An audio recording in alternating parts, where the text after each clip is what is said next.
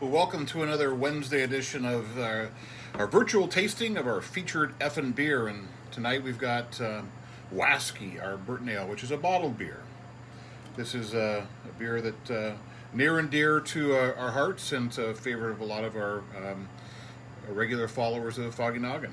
And we'll be tasting it and giving you the recipe. We'll talk about brewers' notes on it and fielding some questions from you. So first of all, I'm going to open this up of the cool F-bomb bottle opener.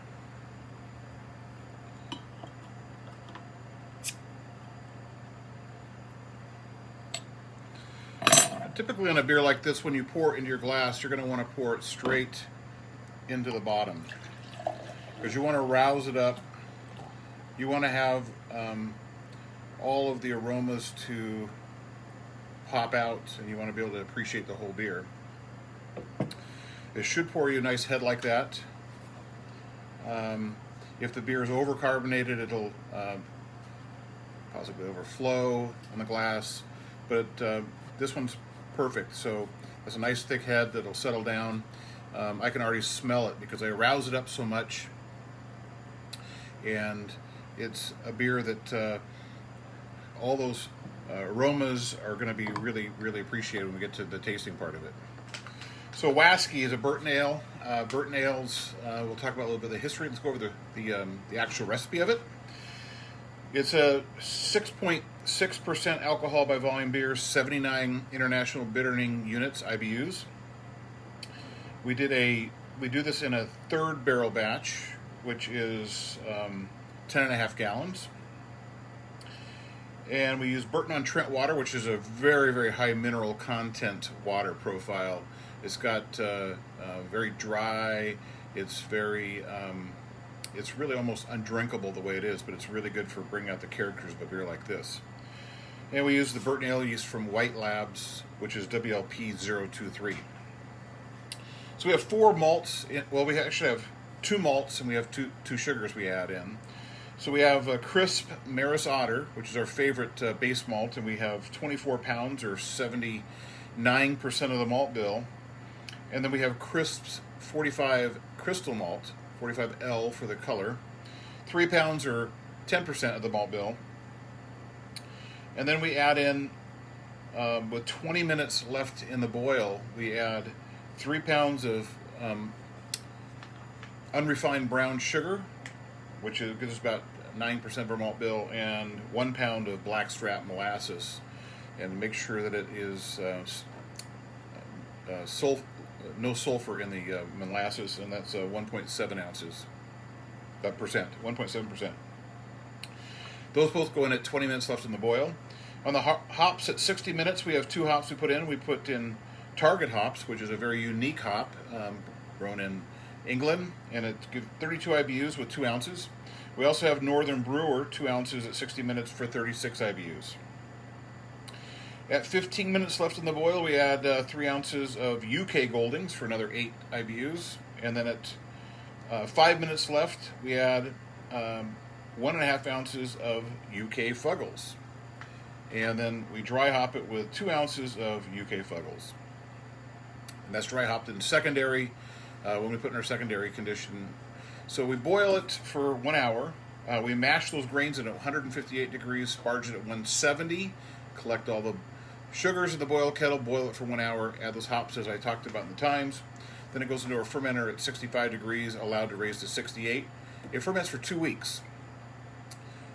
We take it out of the fermenter, put it into our secondary, that's where we add our dry hops, and it's at 32 degrees for 2 more weeks.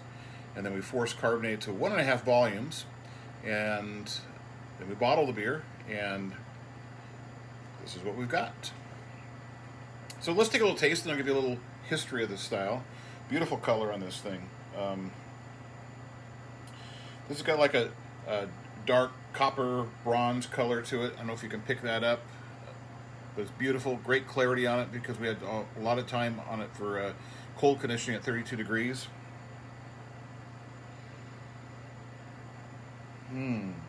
Got a nice, rich, malty, sweet aroma, deep toasty, dark caramel notes. Oh, it's really nice. I get some dried fruit kind of aromas as well. Maybe some plums and figs, maybe some raisins even.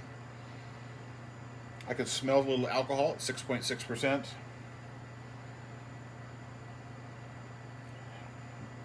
Nice fruity.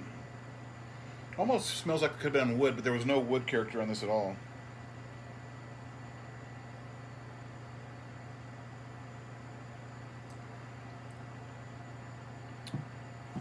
What a complex flavor. So, let me explain this to you. The first taste, I'm catching that intense, metallic, very dry water profile. It's grabbing my tongue. It's kind of sucking the tongue in. As it does it, it opens up the taste buds in the middle and back of my tongue. And so as the beer is transforming from the front to the back, I'm picking up some of those warmth of alcohol. I'm also picking up some of those nice, rich caramel tastes of the malt. I'm also getting a little bit of sweetness from that blackstrap molasses and the unrefined brown sugar. And then when it hits the back of my tongue, I'm getting the bitterness quality out of it, and I'm getting this long taste of some fruity esters. I'm getting some of that fig, dried fruit flavors. It's what a transformation from, and it's really something you have to experience yourself.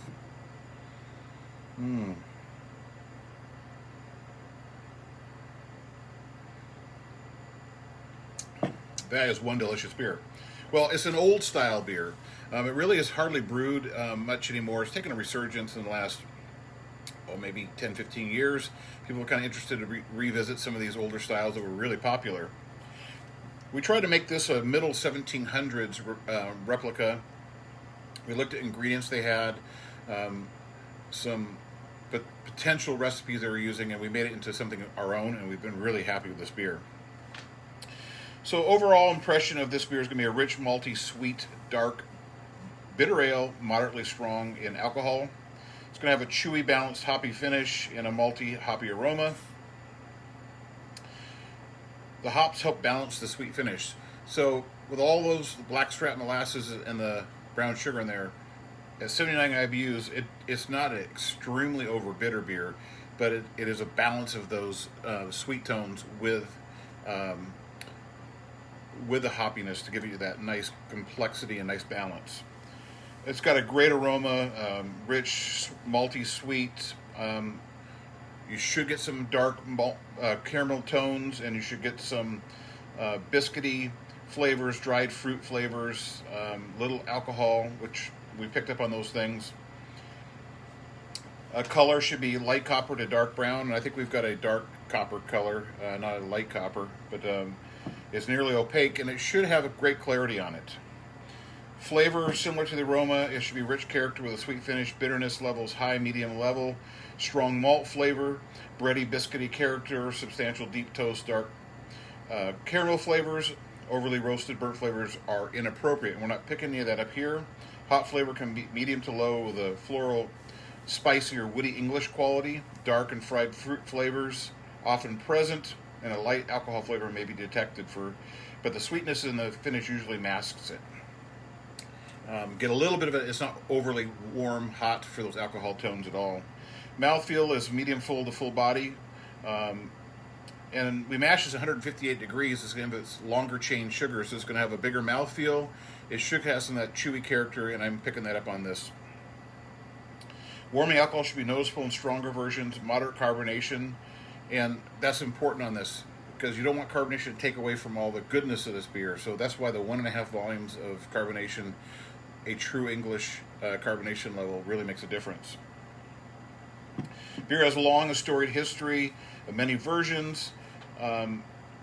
So it was also, this beer was usually put into wooden casks for a year before they even serve it. They'd either bottle it or they'd put it on hand pumps. Bottling it, Bass was the first one, and they had it be their Bass number 1. It really became famous for that. And that Burton-on-Trent area became a famous brewing area. And that's really where the hoppy beers were born. So where the first IPA was brewed. Pale ales became a really popular beer, and Bass being a really big brewery in that area.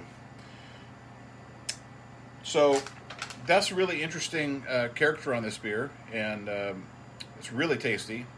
This is a 22-ounce bottle. They're $10 for a 22-ounce, and we do not do it in growler fills.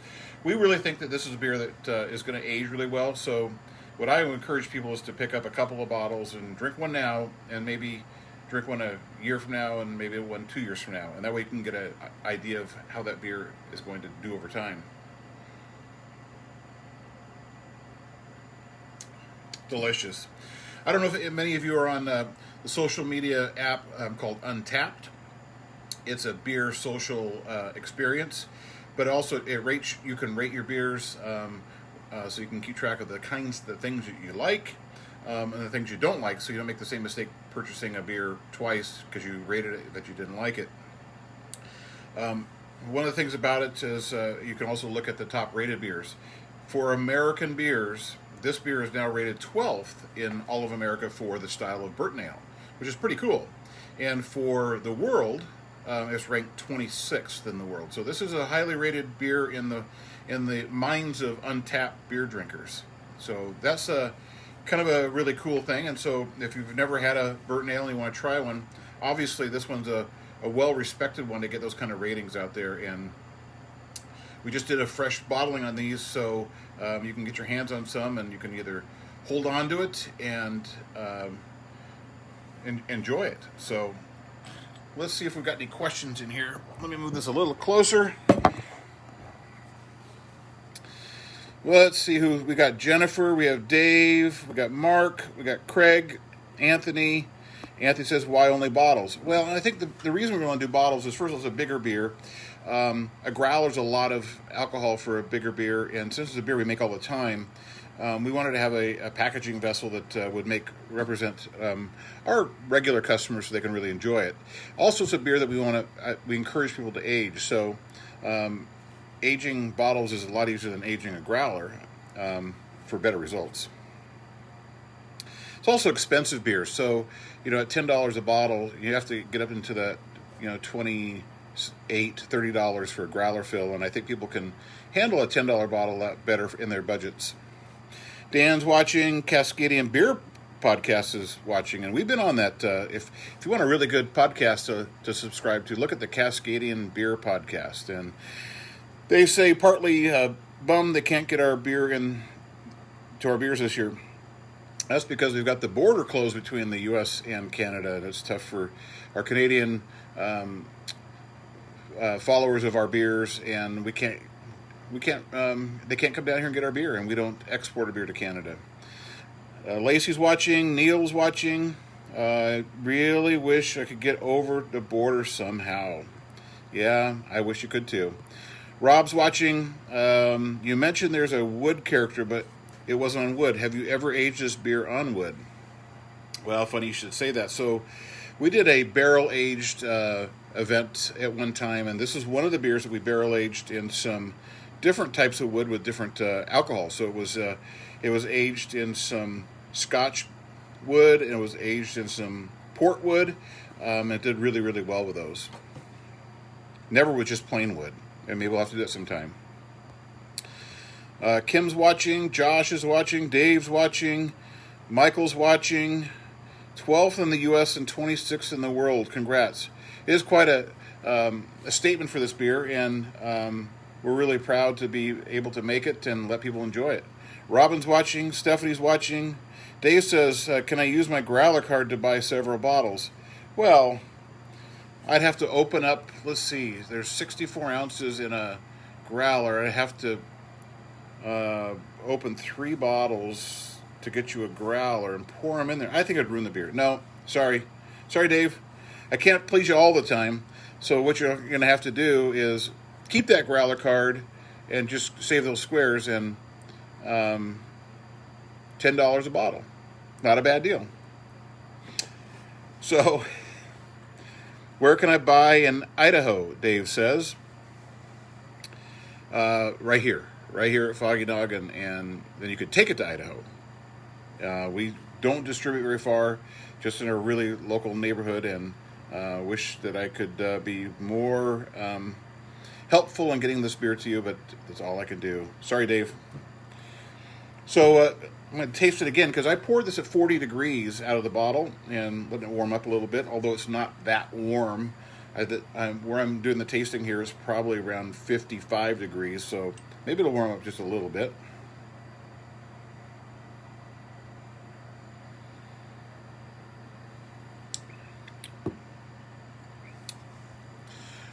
It's just really, really delicious, and I don't know how many times any of you that are watching this have had the chance to drink a beer that's made with Burton-on-Trent water, because it really gives you that puckering up front. It grabs your tongue, and it creates a sensory that no other beer really sets you up to do. And so that the tasting is really a truly experience, and it's going all over the gamut from that intense dryness and metallicness up front to that sweetness and warmth and the alcohols, and to that bitterness finish. And it's a mouthful of pleasure, mouth experience, and I get why people are digging it, and I really like this beer as well. And it's a fantastic journey. Craig says Wasky is one of his favorites. Well, thanks, Craig. I enjoy drinking it. I enjoy making it for all of you. Let's see here. Let's go over the recipe one more time, because some of these things are pretty important to know. It was, first of all, in our batch size. So if you're going to try to make something like this at home, I'll give you some tips here. So this is a third barrel. So most people are going to do a sixth of a barrel, 5 gallon for a home brewer. So you want to cut in half just about everything I do here if you're going to do a 5 gallon batch. The big thing on here is you want to be able to get some Burton-on-Trent or Burton salts, because you can get a tablet and throw it in your water, and it'll bring it pretty close to the Burton-on-Trent, depending where your water started. If you can filter the chlorine out of your water, that would make a big difference when you get started. Get yourself some White Labs 023 Burton Ale yeast. And here's the ingredients. You want to get some really good English Maris Otter, floor malted if you can. Crisp is my favorite. And for our size batch, you want 24 pounds, but if you're going to do a 5 gallon batch, you'd only want 12. You want to get an English crystal malt 45L. That's the Lovibond, that's the color level. And for this batch, we did 3 pounds, but if you're going to do a 5 gallon batch, you want 1.5 pounds.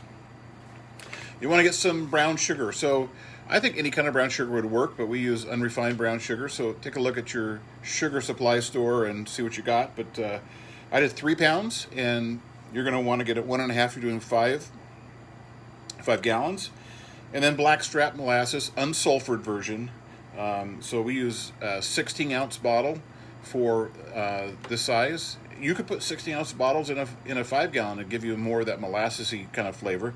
Or you could use a half of that and save the rest for, I don't know, making some pancakes or something, putting in some other kind of food dish, because the blackstrap molasses is delicious. So you're going to want to mash that in at 158 degrees, the Maris Otter and the crystal malt. 1 hour at 158. And you're going to sparge it out with 170 degree water. And you're going to collect all your sugars, and you're going to boil it for 1 hour. When you hit that first boil, you start your clock, and you're going to add 2 ounces of Target hops. And you've got to get your hands on some Target hops. And you've got to get a British grown version. It's really, really cool. And it's going to give you about 32 IBUs. And that's for a third barrel. So if you're doing 5 gallons, you're going to probably put in 1 ounce of Target. And then also at 60 minutes, you're going to put in for third barrel 2 ounces of Northern Brewer hops, or 5 gallons, you're going to put 1 ounce, and you're going to get 36 IBUs. And then you're going to put at 15 minutes left in the boil for a third of a barrel batch, 3 ounces of UK Goldings. And if you're doing a 5 gallon batch, you're going to put in 1.5 ounces. And that'll give you about 8 IBUs. And at 5 minutes left, you're going to get some UK Fuggles, and you're going to put 1.5 ounces in for a third barrel batch, and you're going to put 3/4 of an ounce in if you're doing a 5 gallon batch. And then you're going to dry hop it in secondary, and you're going to need 2 ounces of UK Fuggles for a third barrel batch, and you're going to need 1 ounce if you're doing 5 gallon. Now, the big thing about the dry hopping is that's in secondary. So after you let it ferment for 2 weeks in your fermenter, not letting it get past 68 degrees, they're going to move it into your secondary, and you're going to put the dry hops in, and you're going to try to get down as cold to 32 as you can. Make sure it's under 40 degrees, but the colder you can get, the better. It's going to give you clarity. It's going to give you a crisp character to that beer. Then you're going to carbonate it and try to get 1.5 volumes. You don't want overly carbonated beer. If you saw how I originally poured it, and you can see how it settled down, there's still a nice little foamy head on top as we've been drinking it, but you don't see a tremendous lot of bubbles like floating around. It's enough to really give you a little spritz on the tongue, but it's not enough to distract from the flavors of the beer.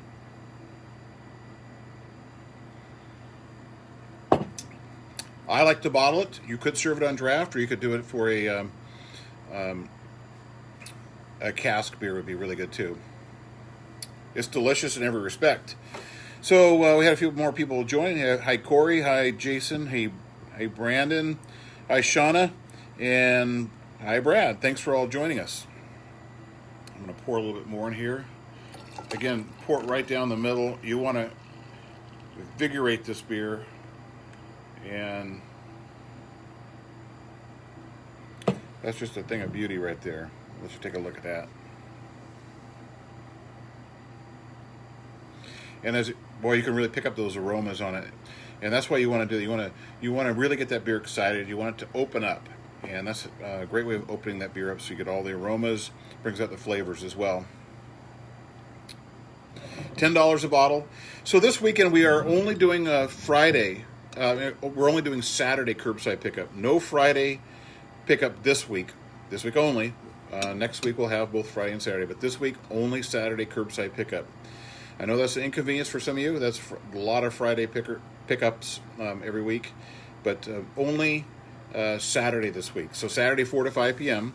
How do you order it? You go to our foggynogginbrewing.com website, hit the beer tab, and all the details are on there on what's available and how you can get it. We have a good bottle selection, including Wasky, $10 a bottle. We also have 8 beers that you can get growler fills on. And you send us an email order. We'll send you an invoice. You pay for that, and it's all ready for you. So when you drive up, you don't even have to get out of the car. We'll put it in your trunk, in your back seat, hand it to you, whatever makes you most comfortable. And that's for Saturday this weekend only, 4 to 5 p.m. curbside pickup. And really apologize for not having Friday. Just not going to be able to work out this week. But we do have Saturday for you. You know, if you can't have your beer on Friday, you can on Saturday. Just this week only. And I'm sure after this crazy week that we're all going through, we're all going to need some more beer this coming weekend. What a great beer. Well, Dave says, I believe you've created an outstanding recipe. And I love the palate awakening, sharp and crisp without being overwhelming. Hops aroma is outstanding. Congrats, FN. Well, thanks, Dave. I really appreciate that.